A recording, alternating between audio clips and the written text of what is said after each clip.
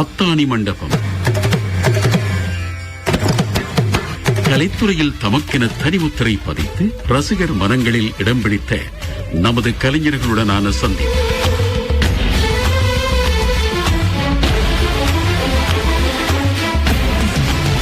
வணக்கம் நேர்களே, அத்தாணி மண்டபத்தில் உங்களை சந்திப்பதில் மகிழ்ச்சி.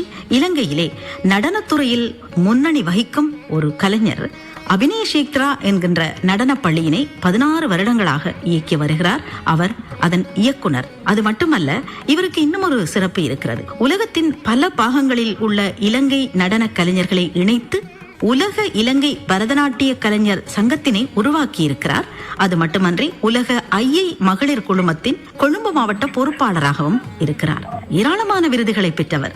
நடனம், பாடலாக்கம், இசை, மிருதங்கம் போன்ற பன்முக திறமையுடன் பரதநாட்டியத்திலே முதுகலை மாணி பட்டம் பெற்றவர். அதுபோல இப்போது பட்டய கணக்கியல் கற்கை நெறியையும் கற்று முகாமைத்துவத்தில் முதுகலை பட்டமும் பெற்றிருக்கிறார். பன்னாட்டு நிறுவனத்திலே பிரதி சந்தைப்படுத்தல் உத்தியோகத்தராகவும் கடமையாற்றுகிறார். இப்படி பன்முக திறமை வாய்ந்த அந்த கலைஞர் கலாசூரி திவ்யா சுஜேன் அவர்கள்.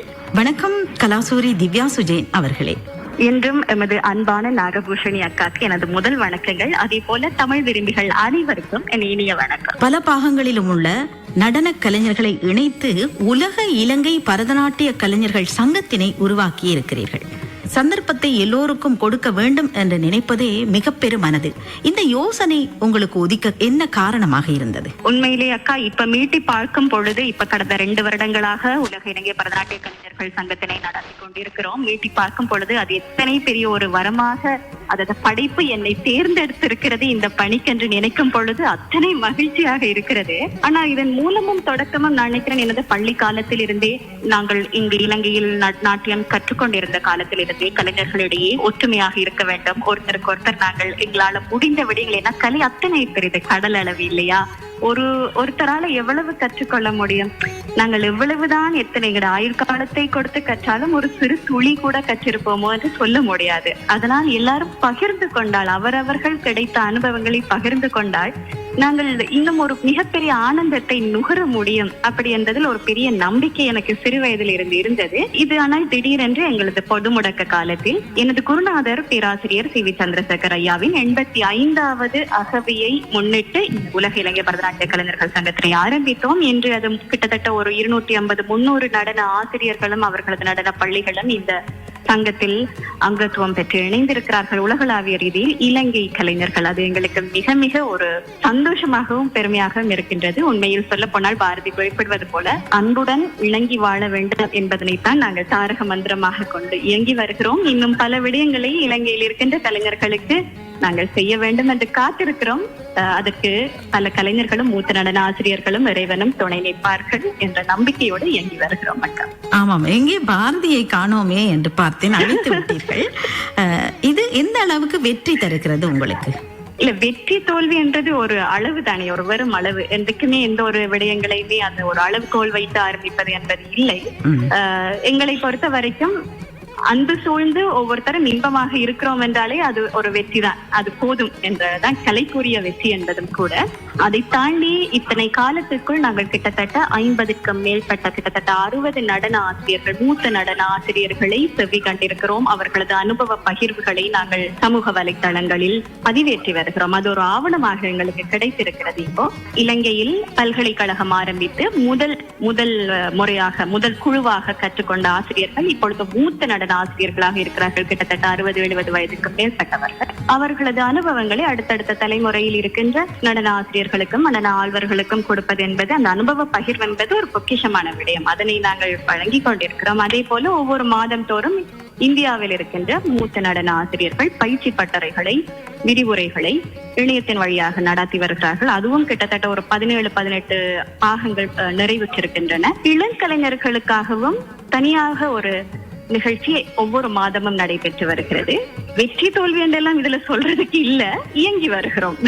உண்மைதான், நீங்கள் சொன்னது போல இந்த வெற்றி தோல்வி என்கின்ற அளவுகோலை அப்படியே விட்டு ஒரு பக்கம் வைத்துவிட்டு மூத்த கலைஞர்களை நாங்கள் நினைவு கூர்வது என்பது மிகப்பெரிய விடயம். அதிலும் அவர்கள் ஒத்துழைப்பு வழங்குவது என்பது வெற்றிதான். நிச்சயமாக எங்களை பொறுத்த வரைக்கும் அந்த மூத்த நடன ஆசிரியர்களின் ஆசிகள் எங்களுக்கு கிடைக்கப்பெறுகிறது. அவர்களுக்கு சொந்த குழந்தையாக என்னை பலரும் பாவனை செய்கிறார்கள். அது ஒரு மிக்க மகிழ்ச்சியாக இருக்கிறது. ஒரு கலைஞராக அது ஒரு சந்தோஷத்தையும் அது ஒரு வெற்றி என்று கூட சொல்ல முடியும். ஆமா, உண்மைதான். ஒன்றை கொடுக்கின்ற போது அதுவே நமக்கு திருப்பி கிடைக்கிறது என்பது உங்கள் அளவில் மிக பொருத்தம் என்றுதான் சொல்ல வேண்டும். ஏனென்றால் திவ்யா சுஜேன் அவர்களுடைய குழந்தையை போல் நினைத்து ஆசி வழங்குவதாக கூறினீர்கள். நீங்கள் உங்களிடம் கற்கின்ற மாணவிகளை கூட அப்படித்தான் கருதுகிறீர்கள். ஏனென்று சொன்னால் ஒரு குருகுலம் போல நீங்கள் அபிநய சேத்ரா நடன பள்ளியை நீங்கள் இயக்கி வருகிறீர்கள். அதிலும் கூட வறுமை கோட்டுக்கு கீழே அதிலும் பரதம் கற்க வேண்டும் என்கின்ற ஆர்வத்தோடு இருக்கிறவர்களுக்கு நீங்கள் அவர்களை உங்கள் வீட்டிலேயே பராமரித்து பயிற்சியும் வழங்குகிறீர்கள். அந்த அனுபவத்தை நிச்சயமாக எங்களுடைய நேயர்கள் தெரிந்து கொள்ள வேண்டும். அதையும் எங்களோடு பகிர்ந்து கொள்ளுங்கள்.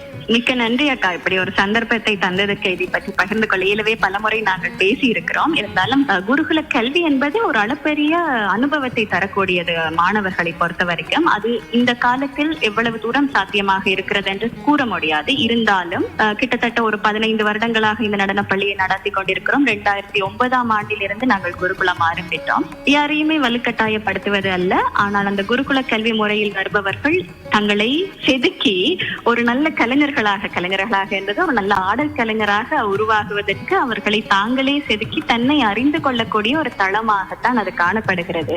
நாட்டியம் என்பதை தவிர பல விடயங்கள், குறிப்பாக இலக்கியம், தமிழ் இலக்கியம், இசை, இது போன்ற பல விடயங்களை அங்கு கற்றுக் கொடுக்கக்கூடிய காலம், நேரம் இருக்கிறது, அவகாசம் இருக்கிறது. வெறுமனே ஒரு வாரத்தில் 2 நாட்கள் 3 நாட்கள் மட்டும் 1 மணி நேரம் வகுப்பிற்கு வருவதை விட இவ்வாறு இருந்து கற்கும் பொழுது பல விடயங்களை தாமாக கற்கும் சந்தர்ப்பம் கிடைக்கிறது.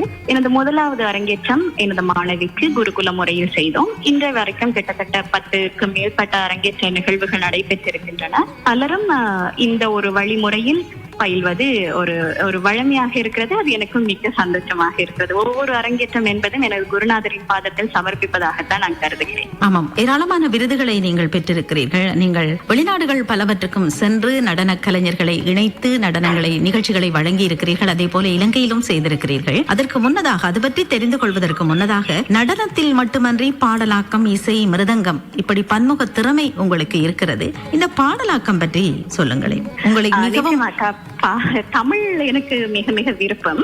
ஆதி தமிழை அருந்தி கற்கும் வரம் கிட்டியதாலும் சிறுவயது முதலே பாரதியின் நெறியொழுகி வழிந்ததாலும் குறிப்பாக தமிழ் இலக்கியம் தோய்ந்த நாட்டில் நாங்கள் பிறந்திருக்கிறோம்.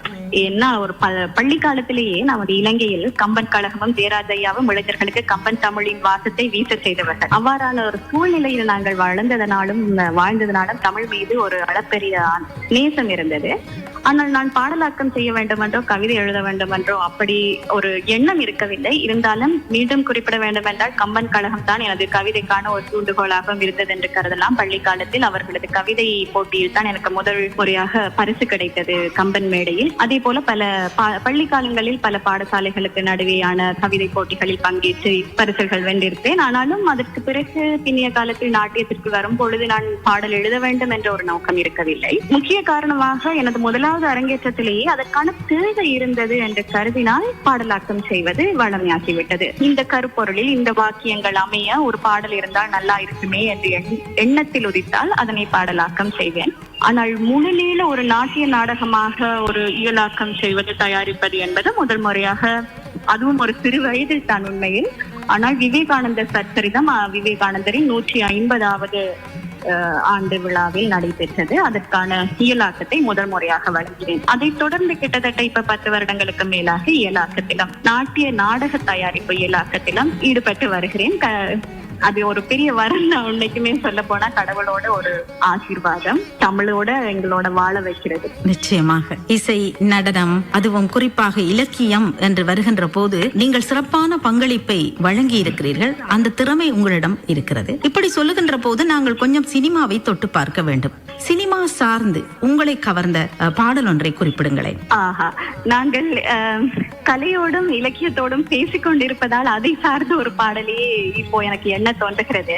நீங்கள் கேட்ட இந்த நாட்டிய நாடகம் பற்றி சொல்லும் பொழுது கூட இறுதியாக நாங்கள் திடமாய் உரைகின்றான் திருக்கேதீஸ்வரன் என்ற ஒரு நாட்டிய நாடகத்தை இலங்கையில் மேடையேற்றினோம். அதற்கான இசையை கிட்டத்தட்ட ஒரு 4 வருடங்களாக எங்களது நாட்டிய பள்ளிக்கு அபிநய கஷேத்ராவுக்கான இசை முழுவதனையுமே பாரதியார், மகாகவி சுப்பிரமணிய பாரதியாரின் கொள்ளு பேரன் டாக்டர் ராஜ்குமார் பாரதி ஐயா அவர்கள் வழங்கி வருகிறார்கள். எனவே எனக்கு அவரைத்தான் என்ன தோன்றுகிறது, இந்த இடத்தில் உண்மைக்கும் அவருக்கான ஒரு பெரிய நன்றிகளை நாங்கள் தெரிவித்தே ஆக வேண்டும். இத்தனை தூரம் எங்களது இலங்கையில் ஒரு நல்ல இசை அனுபவத்தினை ரசிகர்களும் ஆகட்டும், மாணவர்கள் குறிப்பாக, அல்லது நாங்கள் நாட்டிய பள்ளி சார்ந்து கிடைக்கப்பெறுகிறது என்றால் அது அவரது கருணையினால் கிடைக்கப்பெறுகிறது. எனவே நான் நினைக்கிறேன் அவர் பாடிய ஒரு சினிமா பாடலை கேட்கலாமோ என்று. அதுவும் குறிப்பாக பாரதி படத்தில் கேளடா மானிடவா அந்த பாடல், இந்த பாடலில் எப்பவுமே வரும் ஆணும் பெண்ணும் நிகர் என கொள்வதால் என்ற அந்த வார்த்தை அதுல இருக்கும். அதே போல எதுவுமே பேதம் இல்லை என்றதை மிக அழுத்தமாக பாரதி சொல்லியிருப்பார். எதுவுமே யாரும் உயர்ந்தவர் அல்ல, யாரும் தாழ்ந்தவர் அல்ல, எந்த பேதமுமே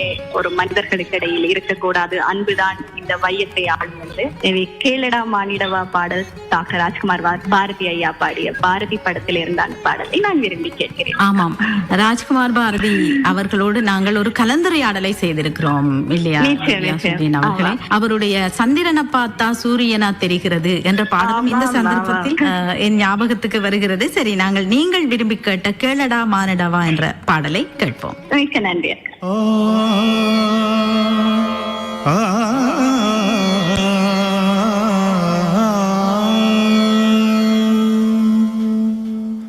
கேளடா மானிடவா எம்மில் கீழோர் மேலோர் இல்லை.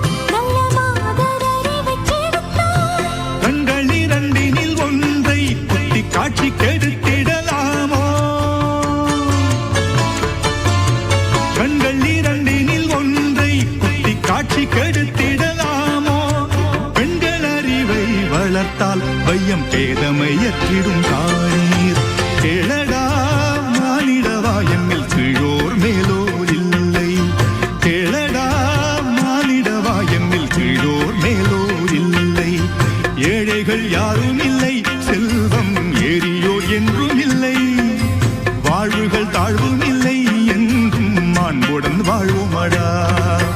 கேளடா மானிடவா என்னில் கீழோர் மேலோர் இல்லை. கேளடா மானிடவா என்னில் கீழோர் மேலோர் இல்லை.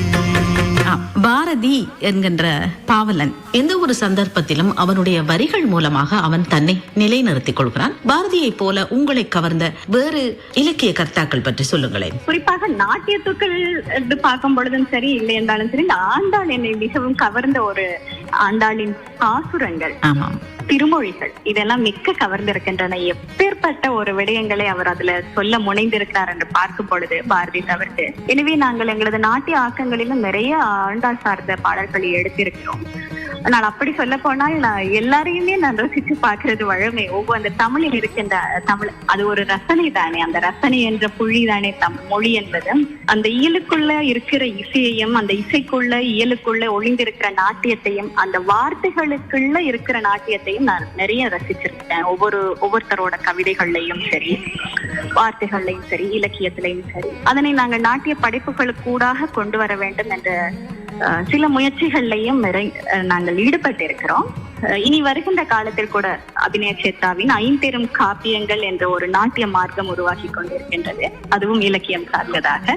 இது போல இன்னும் பல தமிழ் இலக்கியங்களை தொட்டு செல்லுகின்ற ஒரு வாய்ப்பு கிடைத்திருக்கிறது நாட்டியத்தினூடாக.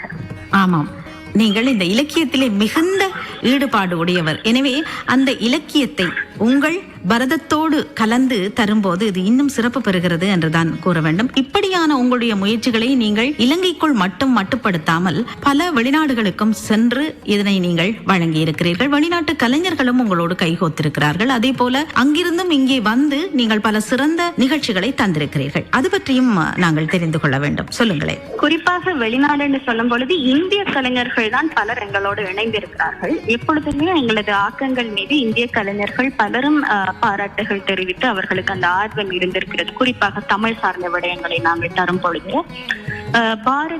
பாரதியாரோடைய கவிதைகளை வைத்து பாரதி மார்க்கம் என்ற ஒரு பாரதி ஞானவெளி நிலை என்ற பாரதி மார்க்கத்தை உருவாக்கும் பொழுது உலகளாவிய ரீதியில் மிகுந்த வரவேற்பு கிடைத்தது. அந்த வரவேற்பு இப்போ நினைவு நூற்றாண்டு நாங்கள் கொண்டாடி இருந்தோம். அந்த சமயத்தில் 100 ஆடல் கலைஞர்களை, உலகளாவிய ரீதியில் இருக்கின்ற 100 ஆடல் கலைஞர்களுக்கு பாரதியின் ஒரு புதிய ஆத்திச்சூடி என்ற அந்த அவரது வார்த்தைகளை வைத்து உருவாக்கிய ஒரு நாட்டிய உருப்படியை கற்றுக் கொடுத்து நாங்கள் 100 ஆடற்கலைஞர்கள் ஒன்றாக அரங்கேற்றி அந்த சிறப்பித்திருந்தார்கள். இது நாங்கள் உலகளாவிய ரீதியில இருக்கிற கலைஞர்களோட இணைந்து நடந்தது. அதை தவிர இந்தியாவில் இருக்கிற பல கலைஞர்கள் தான் இலங்கை எங்களோடு எங்களது நாட்டிய நாடகங்களில் எங்களோட ஒவ்வொரு நாட்டிய நாடகங்களிலும் பங்கேற்றிருக்கிறார்கள். இதுவரைக்கும் 100க்கும் மேற்பட்ட இந்திய கலைஞர்களோடு பணியாற்றி இருக்கிறோம். ஆனால் இந்த பாரதி போன்ற விடயங்களையும் ஐம்பெருங்காப்பியம், இப்ப சிலப்பதிகாரத்தை வைத்தே ஒரு வர்ணம் அமைத்திருக்கிறோம். வளையாபதி, குண்டலகேசி இந்த இரண்டையும் வைத்து ஒரு பாடலாக்கம் செய்து ஒரு மிக அழகான ஒரு தத்துவ பாடலை நாட்டிய படைப்பாக நாங்கள் வெளிக்கொணர்கிறோம். இவ்வாறான விடயங்கள் இன்னும் புலம்பெயர்ந்த நாடுகளில் இருக்கின்ற தமிழர்களிடையேயும் கொண்டு செல்ல வேண்டும் என்ற ஒரு ஆர்வம் இருக்கிறது. இனி வரும் காலங்களில் பார்ப்போம். ஆம், நிச்சயமாக இது ஒரு மாபெரும் சேவை என்று சொல்ல வேண்டும். திவ்யா சுஜேன் அவர்களை நீங்கள் கூறுகின்ற போது பொதுவாக இன்றைய தலைமுறை இந்த இலக்கியங்கள், இலக்கிய கர்த்தாக்கள் இவர்களை அறிந்தவர்களாக இல்லை. ஆனால் பெற்றோர் அவர்களை நடனத்துறையிலோ இசைத்துறையிலோ ஈடுபடுத்த விரும்புகிறார்கள். அது பாரம்பரியமாக நாங்கள் கை கொண்டு வந்த ஒன்று. இதன் மூலம் அவர்கள் இலக்கிய கர்த்தாக்களை அறிந்து கொள்கிறார்கள். அவர்களை நீங்கள் கற்பிக்கிறீர்கள். அது மிக மிக வரவேற்கத்தக்க ஒரு விடயம். மிருதங்கம் பற்றி உங்களுடன் பேச வேண்டும். எத்தனையோ இசைக்கருவிகள் இருக்கின்றன. பொதுவாக எங்களுடைய பெண்களை எடுத்துக்கொண்டால் இந்த இசையிலே அவர்கள் வாய்ப்பாட்டு, மற்றது இசைக்கருவி என்று வருகின்ற போது அவர்கள் வீணை, வயலின் இவற்றைத்தான் அதிகமாகவே தெரிவு செய்கிறார்கள். ஒரு சிலரை பார்த்திருக்கிறோம் நாதஸ்வர கலைஞர்களாக இருக்கிறார்கள். அதையும் கூட நாங்கள் ஆச்சரியமாக பார்க்கிறோம். அதே போல இந்த மிருதங்கம், நீங்கள் மிருதங்கத்தை தெரிவு செய்ய ஏதேனும் சிறப்பு காரணம் இருக்கிறதா? எனது அரங்கேற்றம் 12 வயதில் நான் நாட்டிய அரங்கேற்றம் செய்த பொழுது எனது மிருதங்கத்தின் மீது, வாத்தியத்தின் மீது ஒரு ஆசை இருந்தது, ஆர்வம் இருந்தது. தன்னாலே தான் வந்தது. நான் நினைக்கிறேன் லயம் மீது எனக்கு ஒரு ஆர்வம் இருந்திருக்கிறது போதும்.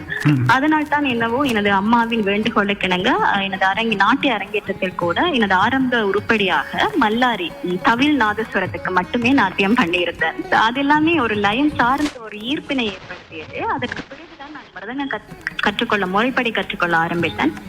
குரு திரு ஜம்புநாதன் ஐயா அவர்களிடம் வட இலங்கை சங்கீத சபை தரம் 6 வரை, அதுவும் முதல் தரத்தில் CPID மிருதங்க கலாவித்தகர் பட்டத்தினை பெற்றுக்கொண்ட பிறகு இந்தியாவில் சென்னையில் திரு எஸ். ரங்கநாதன் ஐயாவிடமும் கச்சேரிக்கான ஒரு முறைப்படியான மிருதங்க பயிற்சி. ஆனால் ஒரு வாத்தியம் என்று வரும் பொழுது ஒரு லயம் சார்ந்த ஒரு வாத்தியம் இருப்பது நாட்டியத்துக்கு மிக்க மிக்க உறுதுணையாக இருக்கும். காரணம், நாங்கள் நட்டுவாங்கம் செய்யும் பொழுது பொதுவாக நாங்கள் ஒரு நடன ஆசிரியராக இருக்கும் பொழுது நட்டுவாங்கம் என்பது எவ்வளவு சிறப்பாக செய்கிறோமோ அதற்கு ஒரு கச்சேரி என்று வரும் பொழுது ஒரு மாணவருக்காக இருக்கட்டும், இல்லது ஆடல் கலைஞருக்காக இருக்கட்டும், இல்லது அணிசேர் கலைஞர்களுக்காக இருக்கட்டும் மிகவும் உறுதுணையாக இருக்கும் ஒரு நல்ல நட்டுவாங்கம் இருந்தால்.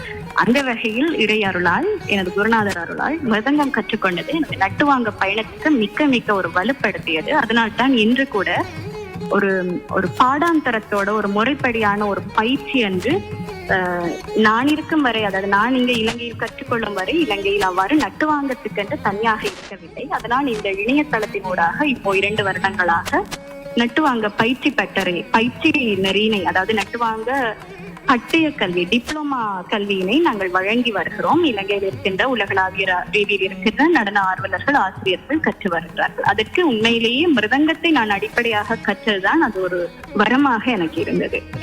ஆமாம், நீங்கள் குறிப்பிட்டீர்கள் இந்த நடனம், நாட்டியம் இவற்றை பற்றி பேசுகின்ற போது அங்கே முகபாவம், அதாவது சிறந்த ஒரு நடிப்பை நாங்கள் வெளிப்படுத்துவதை நாங்கள் ரசிக்கிறோம். யார் அற்புதமாக அபிநயம் பிடித்து, மிக சுத்தமாக அபிநயம் பிடித்து முகத்திலே மிக அற்புதமாக பாவத்தை காட்டுகிறார்களோ அவர்களை எங்களுக்கு பிடித்து போகிறது. இதை பார்க்கின்ற போது சினிமா படங்களிலும் கூட அற்புதமான நடனங்களை நாங்கள் பார்க்கிறோம். அந்த நடனத்துக்கென்றே பெயர் பெற்றவர்களின் நடன காட்சிகள் நாங்கள் சாதாரணமாக பரதத்தை கைவர கல்லாதவர்கள் கூட திரைப்படங்களிலே பார்த்து இவரால் நன்கு ஆட முடியும் அல்லது இவரால் பெரிதாக ஆட முடியாது, ஏதோ திரைப்படத்துக்காக செய்கிறார் என்று நினைக்கின்ற அளவுக்கு எங்களுக்கு கொஞ்சம் ஞானம் இருக்கும் இல்லையா? பொதுவாக ரசிகர்களை பொறுத்தவரை விதமாக இருக்கும். ஏன் சினிமாவை பார்த்து நடனம் கற்றுக்கொண்ட நடன கலைஞர்கள் கூட நிறைய பேர் இருக்கிறார்கள். அதனால் தூண்டப்பட்டு ஆர்வமாகி கற்றுக்கொண்டவர்கள் கூட இருக்கிறார்கள். ஆமாம், சாஸ்திரிய நடனமாகட்டும், சாஸ்திரிய சங்கீதமாகட்டும், சில கலைஞர்கள் அதை கல்லாமலேயே மிக சிறப்பாக வெளிப்படுத்துபவர்களாகவும் திரைப்படங்களிலே இருக்கிறார்கள். நாங்கள் மீண்டும் இந்த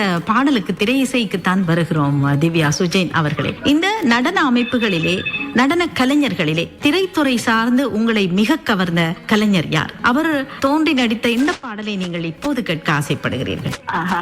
அப்படி சொல்ல போனால் எனக்கு நிறைய கலைஞர்கள் பிடிக்கும். நான் திரையில் நாட்டியம் ஆடிய கலைஞர்கள், அழகன் படத்தில் பானுப்பிரியாவாக இருக்கட்டும், இல்லாட்டி ஆனால் குறிப்பாக நான் பல தடவைகள், அதாவது எண்ணற்ற தடவைகள் பார்த்த படம் என்றால் சங்கராபரணம். மஞ்சு பார்கவி அவர்களின் நாட்டியம் எனக்கு ரொம்ப பிடித்திருந்தது. அதுல இன்று வரைக்கும் நான் பார்த்து கொண்டிருக்கிற ஒரு திரைப்படம் என்றால் சங்கராபரணம் தான். மீண்டும் மீண்டும் அதிலே ஒரு பாடலை கேட்டு ரசிப்போமா? நிச்சயமாக நிச்சயமாக.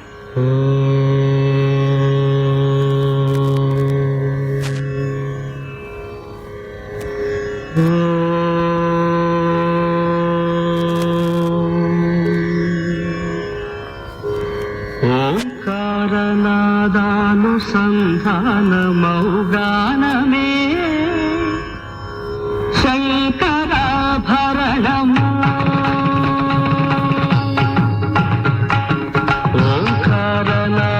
ఓంకారనాదానుసంధాన మౌగానమే శంకరాభరణము. శంకరాభరణము.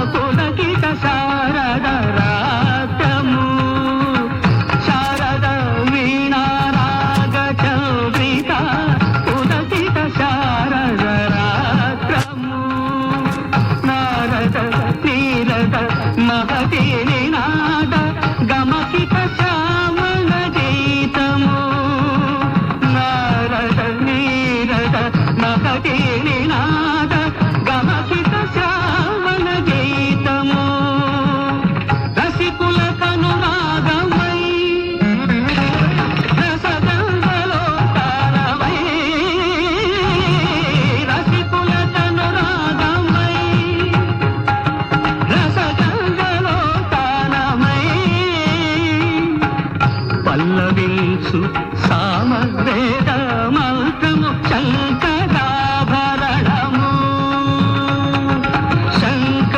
శంకరాభరణము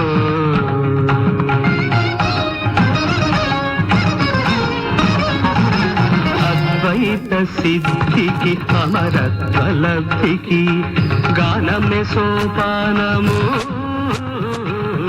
అద్వైత సిద్ధికి అమరత్వ లబ్ధికి గానమే సోపానము సత్వ సాధనకు సత్య శోధనకు సంగీతమే ప్రాణము సత్వ సాధనకు సత్య శోధనకు సంగీతమే ప్రాణము రాగరాజ హృదయమై రాగరాజ నిలయమై రాగరాజ హృదయమై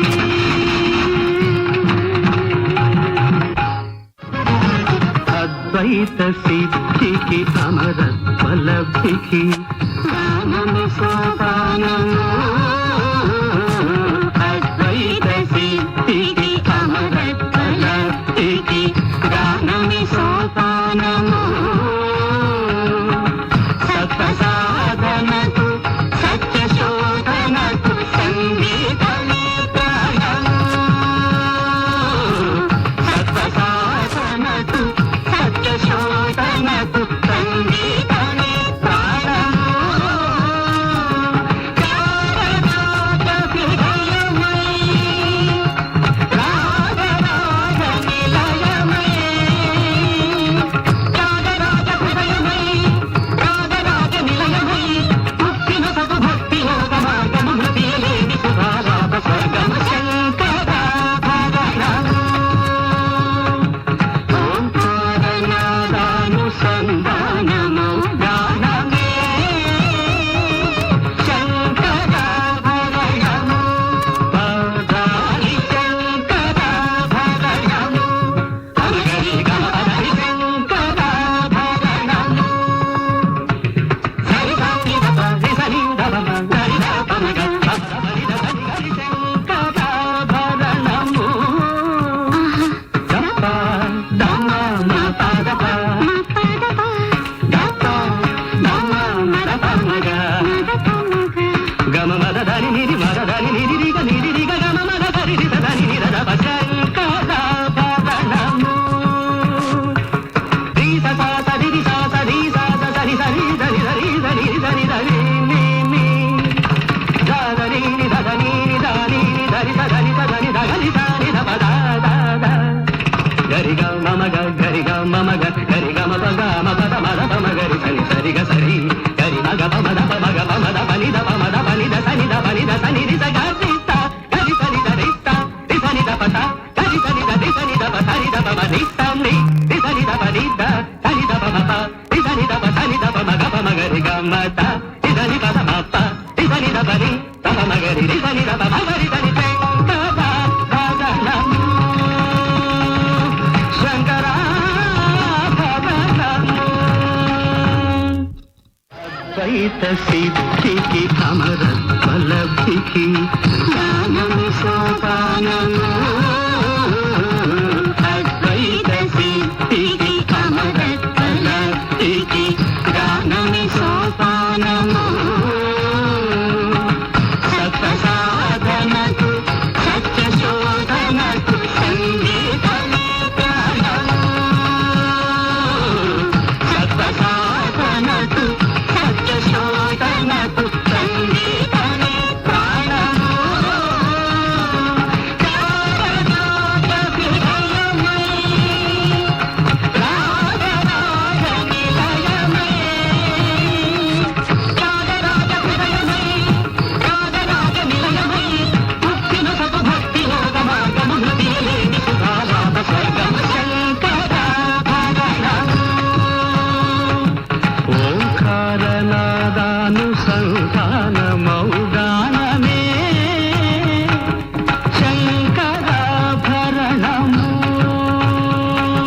சங்கராபரணம் மொழி அறியாவிட்டாலும் கூட நம்ம எல்லாம் அப்படியே கட்டி போட்ட ஒரு திரைப்படம். பாடல்களும் அப்படித்தான் சாஸ்திரியத்தோடு அப்படியே இணைந்து வந்து நம் மனதை கொள்ளை கொண்ட பாடல்கள். குறிப்பாக இந்த இடத்துல என்ன சொல்லணும்னா, இது எங்களோட அபிநய கஷேத்ரா நடன பள்ளியில் நீங்கள் குறிப்பிட்டீர்கள் முதலே குருகுலம் பற்றி. அந்த குருகுலத்தில் இருந்து கல்வி பயில்கின்ற நடன அரங்கேற்றத்துக்கு பயிற்சி பெறுகின்ற மாணவர்களுக்கு நாங்கள் சில திரைப்படங்கள் கூட போட்டு காட்டுவோம். இது கட்டாயம் பார்த்தே ஆகணும் என்று ஒரு லிஸ்ட் இருக்கும். ஒரு 5 படங்களாவது நிச்சயம் அவர்கள் பார்த்தாக வேண்டும். அதில் சங்கராபரணம் மிக மிக குறிப்பாக சொல்ல வேண்டியது. காரணம், அந்த நாயகி மஞ்சு பார்க்கவே அவரது வசனங்கள், அந்த திரையில் அவரது வசனங்கள் மிக மிக குறைவாக இருக்கும். அவரது முகத்தினூடாகத்தான் அத்தனை விடயங்களையும் அவர் வெளிப்படுத்துவார். அதற்கு அந்த கண்களின் நான் இந்த குருகுலம் பற்றி மீண்டும் கேட்க வரும்போது நீங்களும் அதை பற்றியே கூறினீர்கள். ஒரு மாணவி அண்மையில் நான் அறிந்தது, அவர் வெளிநாடு செல்லும் சந்தர்ப்பம் ஏற்பட்டு அதற்கான உங்களுடைய ஏற்பாடுகள், அதாவது ஒரு தாய் தன்னுடைய பிள்ளையை பிரிவது போல எனக்கு ஆச்சரியமாக இருந்தது அதை பார்த்த போது. ஏனென்றால் ஆசான் அல்லது ஆசிரியர் மாணவி என்கின்ற பந்தம் அது எல்லாவற்றையும் தாண்டியதாக இருந்தது. சாதாரணமாக பணத்தை பெற்றுக்கொண்டு பயிற்சியை வழங்குவதை நிறைய இடங்களில் பார்த்திருக்கிறோம். ஆனால் நீங்கள் ஒரு குருவாக மட்டுமன்றி மாதா பிதா குரு தெய்வமாக நின்று அந்த குழந்தையை நீங்கள் அனுப்பி வைத்தீர்கள். அதையும் கூட எங்களுடைய நேயர்கள் நிச்சயமாக தெரிந்து கொள்ள வேண்டும். சொல்லுங்க. அந்த நிகழ்வில் நீங்கள் இருந்தீர்கள். அதற்கு முதலில் உங்களுக்கு நாங்கள் நன்றி சொல்ல வேண்டும். எங்கள் அழைப்பு ஏற்று நீங்கள் வருகை தந்திருந்ததற்கு. அபிநய கஷேத்ரா பொறுத்த வரைக்கும் எல்லா குழந்தைகள் மீதும் எனக்கு அதீத அன்பு இருக்கிறது. கலை என்பது ஆத்மார்த்தமா தான் பண்ண முடியும். எல்லா ஆசிரியர்களும் அப்படித்தான் இருப்பார்கள் என்று நம்புகிறேன். இருந்தாலும் இந்த மாணவர்கள் நாங்கள் ஆரம்பத்தில் அபிநய கஷேத்ராவின் ஒரு குறிக்கோள் அல்லது குறிக்கோள் என்று சொல்வதற்கல்ல, ஒரு முக்கிய செயல்பாடாக இருந்தது அந்த வறுமை கோட்டின் கீழ் இருக்கின்ற மாணவர்களுக்கு நாட்டிய கலையை வழங்க வேண்டும் என்பதில் ஒரு குறிப்பாக ஈடுபட்டுக் கொண்டிருந்தோம். அந்த காலத்தில் மயூரபதி தேவஸ்தான அரங்காவலர் வள்ளிபுரம் ஐயா அவர்கள் இருந்தார்கள். அவரது அறநெறி பாடசாலையில் கல்வி பயில்கின்ற மாணவர்களுக்கு தான் நான் முதலில் இலவசமாக வழங்க ஆரம்பித்தேன். அதில் ஒரு குழந்தை தான் நான் இந்த நிகழ்வில் கூட, அவர் கிட்டத்தட்ட 15 வருடங்கள் எங்களோடு நாட்டியம் பயின்றவர், நாட்டிய நிகழ்வுகள் நிறைய செய்தவர். இப்ப அவர் வெளிநாடு, ஏன்னா ஒவ்வொருத்தருக்குமே ஒரு கட்டத்தில் சில விடயங்கள் முக்கியமாக தென்படும். அது அவர்களது வாழ்க்கைக்கான வழி. அந்த வழிகாட்டியை நாங்கள் எப்பொழுதுமே வழங்கிக் கொண்டிருக்கோம். குறிப்பாக அவர்களது கல்வி நடவடிக்கைகள், அதாவது கலையோடு சேர்த்து கல்விக்கான சார்ந்த ஒரு தகமைகளையும் பெற்றிருக்க வேண்டும். அவர்கள் ஒரு பாரதி சொன்னது போல புதுமை பெண்ணாக, தனது ஒரு ஆளுமையான பெண்ணாக மலர வேண்டும் என்பதில் அபிநய கஷேத்ரா மாணவர்களுக்கு எப்பொழுதும் நாங்கள் அது ஒரு குறிப்பாக சொல்வதுண்டு. அதில் ஒரு விடயம் தான் நீங்கள் பார்த்தீர்கள். இதுக்கு உண்மையிலேயே அபிநய கஷேத்ராவை சார்ந்த பெற்றோர்களுக்கும் நாங்கள் நன்றி சொல்ல வேண்டும். ஏன் இப்ப அண்மையில் ஒரு தாயும் சேயுமாக அரங்கேற்றம் நடத்தினார்கள், ஒரு அம்மாவும் குழந்தையும். அவ்வாறான ஒரு நல்ல அரங்கேற்றங்கள் எங்களது நாட்டில் நடைபெறும் பொழுது, அதுவும் அபிநய கஷேத்ராவின் ஊடாக வழங்கக்கூடியதாக இருக்கும் பொழுது மிக்க மகிழ்ச்சியாக இருக்கிறது. இவை எல்லாம் கேட்பதற்கும் மகிழ்ச்சியாக இருக்கிறது. ஏனென்றால் தெய்வீகம் என்பது அன்பு செய்து வாழ்வது என்று ஒரு பாடலிலே வருகிறது. அந்த அன்பு செய்து வாழ்வதை, தெய்வீகத்தை நீங்கள் கலைகளின் ஊடாக ஒரு சேவையாக ஆற்றி வருகிறீர்கள் என்று தான் சொல்ல வேண்டும். இப்போது இந்த முடக்க காலத்திலும் சரி, கற்றல் நடவடிக்கைகளை விதமாக மேற்கொள்ளுகிறீர்கள். ஆமா, நீங்கள் சொல்லும் பொழுது பாரதி தான் மீண்டும் நினைவுக்கு வருகிறார். அன்பு செய்தலே தொழில் என கொண்டு என்று பாரதி சொல்லுவார். தொழிலே அன்பென்று கொண்டவர் பாரதி. அவர் வழியில் நாங்கள் இருப்பதால் இந்த பொது முடக்க காலத்தில் கூட இணைய வழியினோடாக நாங்கள் தொடர்ந்து நடத்தி வந்தோம். இணைய வழியினூடாக இந்த நாட்டியத்தை ஒரு ஆரம்பத்தில் இருக்கின்றவர்களுக்கு சொல்லிக் கொடுப்பது சற்று சிரமமாக இருந்தாலும், நீங்கள் சொன்ன மாதிரி ஏராளமான கலை இலக்கியம் சார்ந்த விடயங்களையும் அறிமுறை, அதாவது நாட்டியத்தில் இருக்கின்ற தியரி என்று சொல்லுவாங்க, அது அல்லது ஒரு சிறுவர்களுக்கு கதை மூலமாக ஒரு நாட்டியத்தை இல்லாட்டி ஒரு புராண கதைகளில் வந்த கதாபாத்திரங்களை புரிய வைத்தல், இவ்வாறான விடயங்களை தொடர்ந்து நாங்கள், அதாவது அபிநய கஷேத்ரா மாணவர்களுக்கு வழங்கி வந்தோம். இப்ப நாங்கள் வழமை போல, திரையருளால் வழமை போல நாங்கள் எங்களது வகுப்புகளை ஆரம்பித்து விட்டோம். இது தவிர இந்த பொது முடக்க காலத்தில் தான் முக்கியமாக இந்த நட்டுவாங்க டிப்ளமா கற்கை நெறியை ஆரம்பிக்கக்கூடியதாக இருந்தது.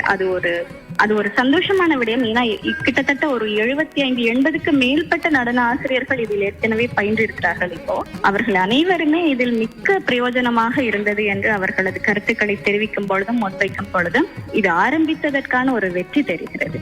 நிச்சயமாக இந்த கலைகள் என்பவை நம்முடைய மனதை இலகுபடுத்துகின்றன. இப்போது மனிதர்கள் மன இறுக்கத்தோடு இருக்கிறார்கள். அந்த இறுக்கத்தை தளர்த்துவதற்கு கலைகள் பெரும் பங்களிப்பு வழங்குகின்றன. எனவே அதனூடாக நீங்கள் மனித மனங்களை இலகுபடுத்தி வெல்லுகிறீர்கள் என்றுதான் சொல்ல வேண்டும். ஸ்ரீமதி கலாசூரி திவ்யா சுஜேன் அவர்களே, இன்று எங்களுடைய அழைப்பை ஏற்று நீங்கள் நிகழ்ச்சியில் கலந்து கொண்டீர்கள். மிக சிறப்பாக உங்கள் அனுபவங்களை பகிர்ந்து கொண்டீர்கள். எங்களுடைய நேயர்கள் சார்பில் உங்களுக்கு எமது மனமார்ந்த நன்றியை கூறி விடைபெறுகிறோம். நன்றி, வணக்கம் திவ்யா சுஜேன் அவர்களே. இவ்வாறான ஒரு சந்தர்ப்பத்தை எனக்கு தந்ததுக்கு உங்களுக்கு தான் நான் நன்றி சொல்ல வேண்டி இருக்கிறது. நேயர்கள் அனைவருக்கும் எனது அளப்பரிய அன்புகளை தெரிவித்து, நன்றிகளை தெரிவித்து, கலையோடும் தமிழோடும் இணைந்திருப்போம் என்று கூறி விடைபெறுகிறேன். நன்றி, வணக்கம் அக்கா. ஆம் நேயர்களே, இன்றைய அத்தாணி மண்டபத்தை அலங்கரித்தவர் அபிநய சேத்ரா நடனப் பள்ளியின் இயக்குனர், நடனத்துறையிலே முன்னணி வகிப்பவர், பற்பல விருதுகளை பெற்றவர், நடனம், பாடலாக்கம், இசை, மிருதங்கம் போன்ற பன்முக திறமையுடைய, பரதநாட்டியத்திலே முது கலைமானி பட்டம் பெற்ற கலாசூரி திவ்யா சுஜேன் அவர்கள். நாங்கள் மீண்டும் இன்னும் ஒரு கலைஞரோடு உங்களை சந்திப்போம். அதுவரை விடைபெறுகிறோம். வணக்கம். நேயர்கள் இதுவரை கேட்டது அத்தாணி மண்டபம். கலைத்துறையில் தமக்கென தனிமுத்திரை பதித்து ரசிகர் மனங்களில் இடம் பிடித்த நமது கலைஞர்களுடனான சந்திப்பு. நிகழ்ச்சி தொகுப்பும் தயாரிப்பும் கே. நாகபூஷணி.